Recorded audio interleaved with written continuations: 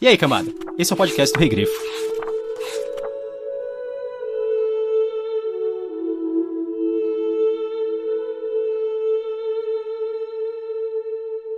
Conta-se entre os sábios que a Primeira Guerra começou antes que Arda estivesse de todo moldada, e ainda antes que houvesse coisa alguma que crescesse ou caminhasse sobre a terra. E por muito tempo Melkor prevaleceu.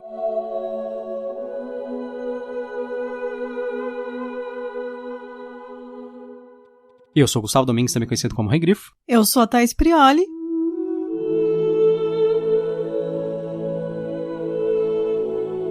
E hoje nós estamos aqui para falar sobre Do Princípio dos Dias, que é o, digamos assim, o primeiro capítulo da subseção do Silmarillion, que é conhecida como Quenta Silmarillion, a história das Silmarils.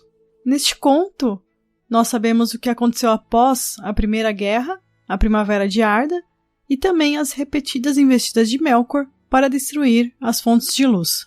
As Fontes de Luz, elas são uma história bastante recorrente ao longo do Silmarillion, tanto que elas têm a ver diretamente com as Silmarils, por isso. Mas a gente ainda vai ver isso, isso é importante, porque assim, você fica falando assim, nossa, eles estão discutindo sobre a iluminação da Terra-média nesse momento, e aí depois você vê assim como é uma coisa relevante ao longo da história. Thaís, o que você achou desse capítulo? Antes de falar do que eu achei, eu queria falar que, na verdade, todo esse livro, ele parece um grande projeto.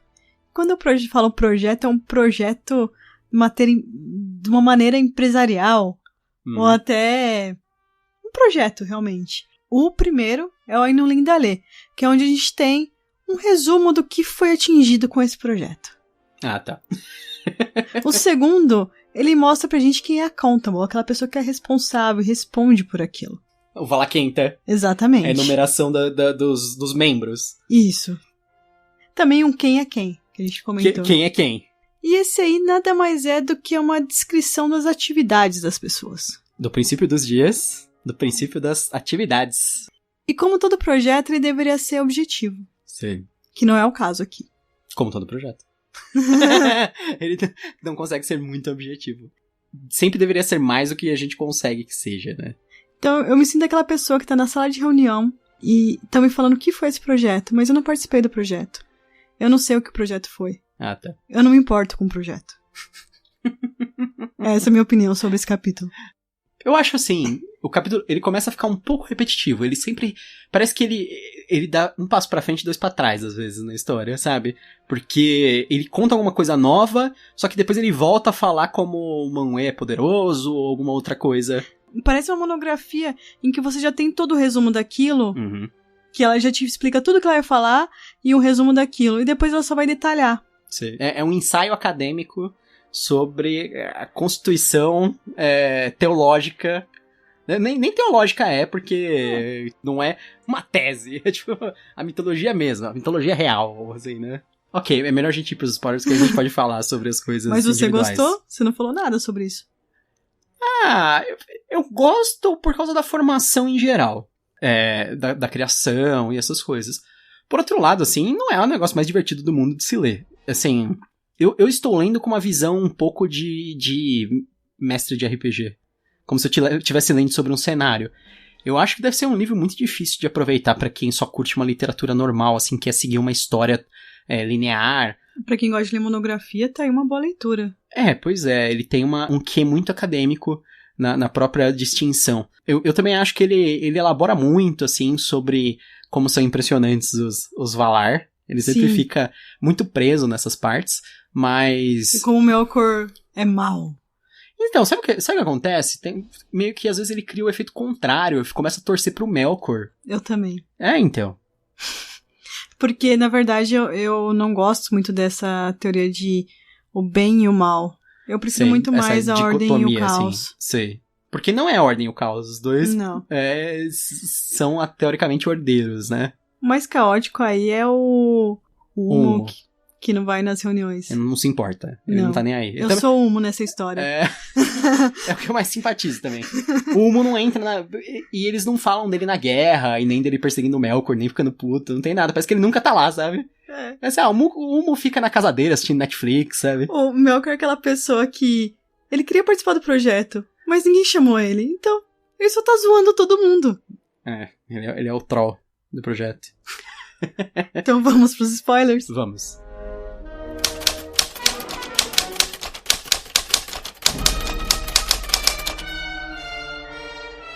Uma lamparina eles ergueram perto do norte da Terra-média, e esta recebeu o nome de Iluin. E a outra foi erguida no sul e foi chamada de Ormal. E a luz das lamparinas dos Valar manou sobre a terra, de modo que tudo estava aceso, como se fosse um dia imutável. Ok, eu vou fazer um resumão bem esquisito, porque, assim, é uma sucessão de acontecimentos que não necessariamente tem uma conexão com o outro, mas na verdade eles têm. Sabe? É que é estranho. Do jeito que eu vou ler, parece que eu tô só falando um monte de coisa desconexa. Mas assim, o que acontece é, os Valar, eles erguem 2 grandes pilares com lamparinas mágicas, assim, que iluminam o mundo inteiro. E eles passam a morar em um local chamado Almaren. O Melkor, ele vem e ele destrói as lamparinas, e com a queda delas, os Valar, eles vão embora de Almaren e eles vão pra Aman. Passam a se entrincheirar, né, se defender nessa terra longínqua. E esse local que eles criam em Aman passa a ser chamado de Valinor, que vem de Valar, né? Terra dos Valar, eu imagino que seja alguma coisa assim. Depois de tudo isso acontecer, a Yavanna, ela faz florescer 2 árvores que geram luz. Essas árvores são chamadas Telperion e Laurelin. Eu não sei se estou falando direito, mas tudo bem. E aí os Valar, eles ficam meio que lá em Valinor e não ligam mais. E os únicos que vão pra Terra-média, que voltam, que meio que combatem a sombra, cada um de sua forma, é a Yavanna, o Ulmo e o Oromê. O Ulmo porque eles falam que ele nunca deixou a Terra-média de fato, né? Porque ele é o Senhor das Águas, então ele tem aquela influência e o domínio sobre os rios, sobre os lagos, sobre tudo. O Oromê porque ele é o caçador, ele continua percorrendo a Terra-média e lutando contra as criaturas das trevas. E a Yavanna porque ela que cuida das árvores, de tudo que cresce, né? Às vezes eu entendo como os animais também, né? Porque, tipo, parece que é meio que a vida, né, que vem dela. Principalmente o que floresce, né? É que tem uma parte que ele fala dos pássaros, umas coisas assim a partir dela. Mas aí ela fica tentando meio que curar as feridas que Melkor fez na Terra, sabe? Tudo que ele destrói, ela tenta curar, tenta fazer crescer novamente, resistir, etc. Então é isso, basicamente. É uma história assim, meio o início dos tempos mesmo, sabe? É o começo desse mito tolkieniano do Silmarillion. Que a gente descobre que o Melkor, na verdade, foi quem fundou o MST. Sim, porque ele é um invasor de terras. Ele fica lá com ódio, porque os caras estão fazendo coisas ali, e ele tá pra fora e não deixam ele. E aí ele invade à força e ele quebra tudo. Ele, tipo, quebra o laboratório. Ele só queria ser convidado. Exatamente. Ele só queria um cantinho. Não, ele não queria um cantinho. Ele acha que ele é melhor que os outros, na verdade. Esse é o problema do Melkor. Mas o Melkor, ele consegue juntar, amealhar uma quantidade enorme de seguidores também, né? A gente nunca pode esquecer, na verdade, o que eu acho é que o quão poderoso e o quão influente é o Melkor.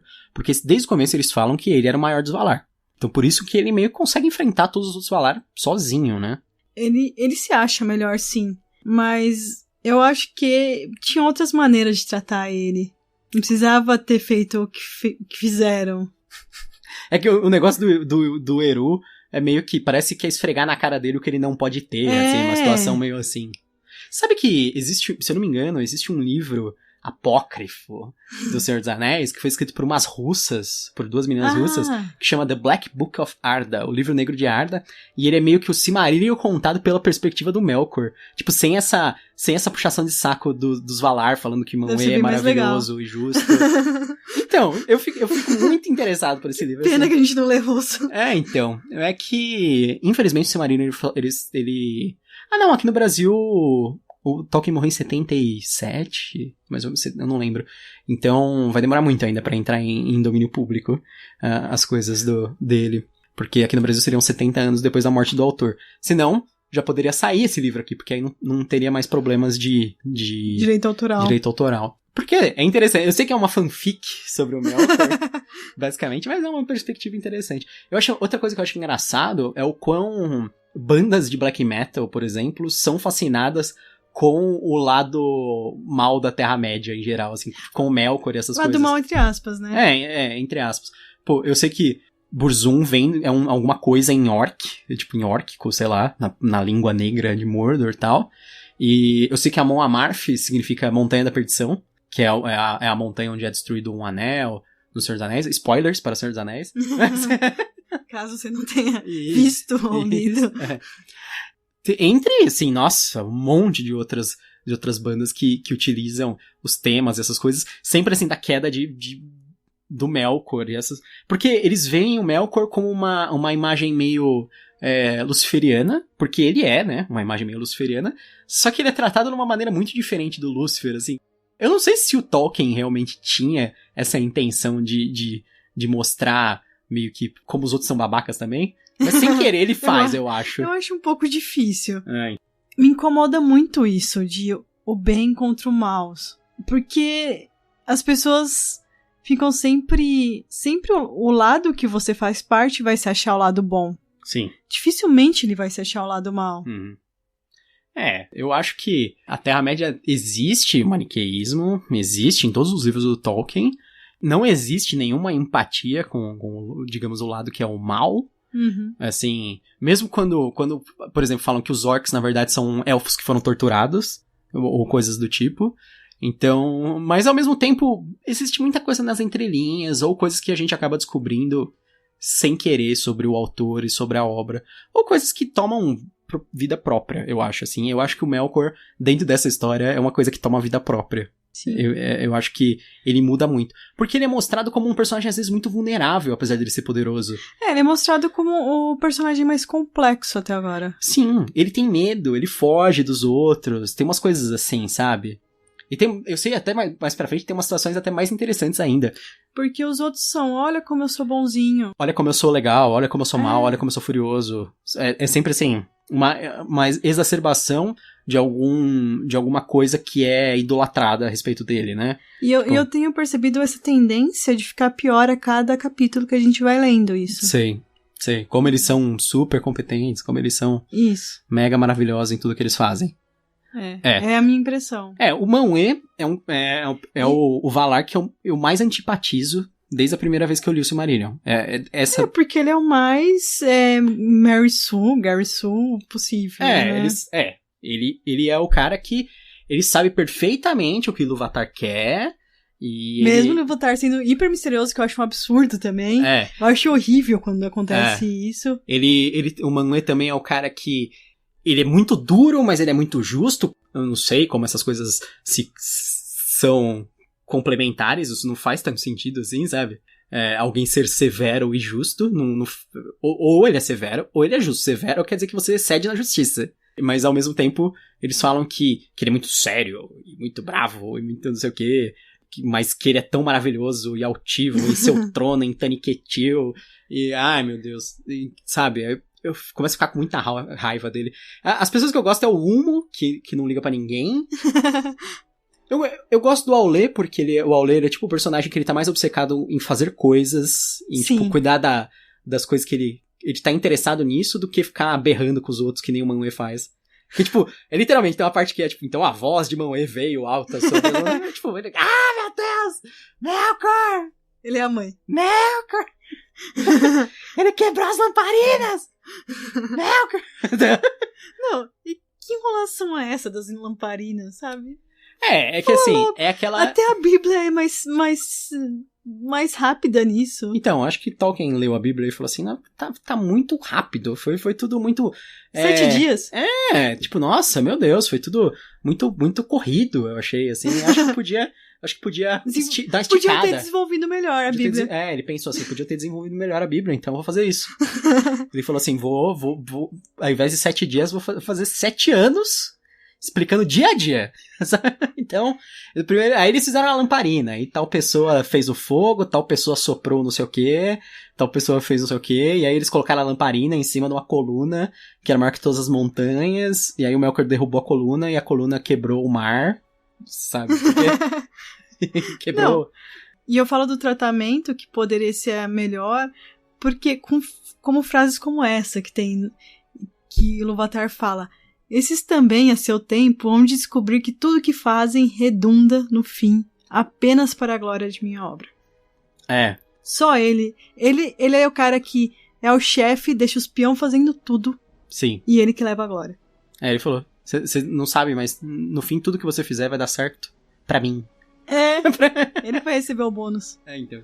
A gente sabe que é uma figura aqui do cristianismo, mas assim, eu acho que é uma ideia bem pedestre do cristianismo que o Tolkien tem, no fim das contas. É uma coisa assim, tipo, ele vê o Deus como uma coisa assim misteriosa e enigmática, tipo um fantasma da ópera, sabe?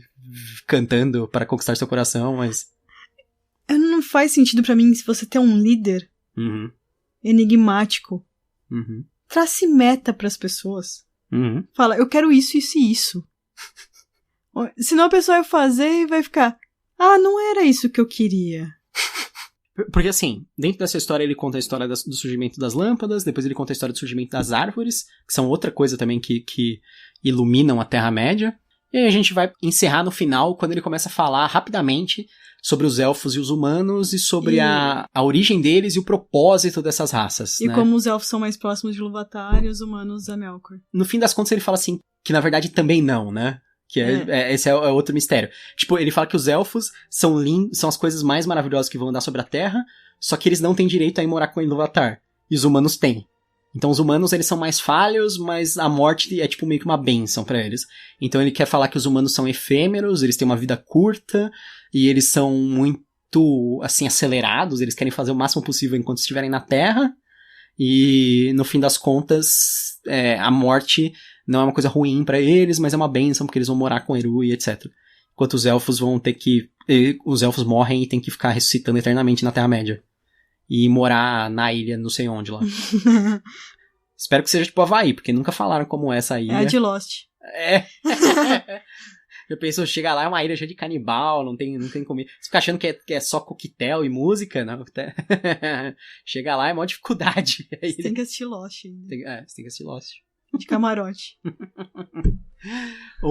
Eles estão no... É isso, eles estão no purgatório, né? Eles morreram, na verdade, e estão lá na ilha. Thaís, recomenda esse capítulo? Recomendo. Sempre recomendo tudo. Mas eu também recomendo, caso você tenha gostado. Eu falei assim, é uma ótima leitura para quem gosta de teses, dissertações, né? Caso você goste de RPG, tem uma dissertação bem interessante que foi do programa de pós-graduação da PUC, que é sobre sagas de RPGistas, um estudo junguiano acerca do encontro com o herói via role-playing games. Eu dei uma lida já... O legal de dissertação é que você só lê o que você te importa, né? Assim como esse livro, você pode fazer isso também. Então, eu dei uma lida e ele fala sobre como, no fim das contas, o jogador acaba projetando ele mesmo no personagem. E a autora dessa aí é essa aí? É a Paula Pinheiro Varela Guimarães. Também uma parte que eu achei interessante dessa dissertação é que muitas vezes, o jogador, quando ele fazer a ficha pela primeira vez, ou as primeiras vezes que vai jogar, são várias as tendências, né? Sendo a principal neutro, bom, caótico, leal, né? E mal. Muitas vezes o jogador coloca como ele acha que ele é. Eu já fiz isso. Projeção, né? O que ele acha que ele é. É, uma projeção da vontade, né? Da imagem E muitas dele. vezes ele coloca, tipo, bom, mas aí você vai ver as regras, como ele tá jogando o jogo... E se o mestre presta atenção e fala, olha, a sua tendência é boa, você não pode fazer essa ação. Na verdade, ele não é bom, ele é mau. Não, em geral é caótico. É mais puxado pra isso do que pra ser bom ou mal. Sim. Entendi. Interessante. Pelo menos é a minha percepção. Sei. Nos grupos que eu jogo. Não, mas faz bastante sentido. E a minha atuação também. E você recomenda? Sim, eu recomendo, porque eu acho que... É muito esquisito ler esse capítulo sozinho, mas você tem que entender ele dentro do contexto que a gente tá lendo. Que a gente vai desenvolver ao longo dos outros. Porque, na verdade, é assim... quando ele fala primeiro ele fala lá do Ainun Lindale, depois fala Kenta, aí ele fala depois o Kenta Silmaril, é como se ele tivesse narrando e renarrando a mesma história. É que nem meio que acontece com as nossas religiões, ou as mitologias, ou essas coisas, que, tipo... A mesma história, às vezes, ela é narrada muitas vezes de formas diferentes. Um pouco diferente, sabe? Então, às vezes, ele repete algumas coisas, às vezes ele mostra coisa nova. Então, parece meio que isso, como se ele estivesse explorando a mitologia do universo da Terra-média dessa forma. Recontando a mesma história, né? Sim. O nosso próximo episódio vai ser sobre o livro Guerra do Velho, do John Scalzi. Ele foi um dos livros que participou de uma votação ano passado com Duna, mas o Duna ganhou. E agora nós estamos fazendo do Guerra do Velho. A gente vai revisitar ele, sendo que eu li ele faz um bom tempo já, né? E a Thaís agora está lendo ele recentemente. Mas eu gosto bastante do livro, pelo que eu me lembro, então... sem spoilers. Mas é isso. E só pra dar um aviso, no dia 10 de agosto de 2019, vai ter o evento São Paulo Fantástica, na Associação Hokkaido, em São Paulo. Vai ser das 10 às 21 horas, tem ingresso pra comprar online. A gente deixa o link aí. E eu vou estar participando de uma das mesas de lá. Na mesa Isso é Muito Black Mirror, meu. Que é uma mesa com um assunto sobre como o futuro chegou e nós nos deparamos com muitos conceitos que nós lemos nos livros de décadas atrás. E será que a ficção científica consegue sobreviver a esse contexto? O que de novo anda surgindo e como podemos reinventar novos paradigmas? Então, se você quiser participar, dá uma olhada no evento e quiser me ver lá, é só entrar no link. Então é isso, espero que vocês tenham gostado desse episódio sobre Do Princípio dos Dias, do livro O Silmarillion. Até mais. Até a próxima.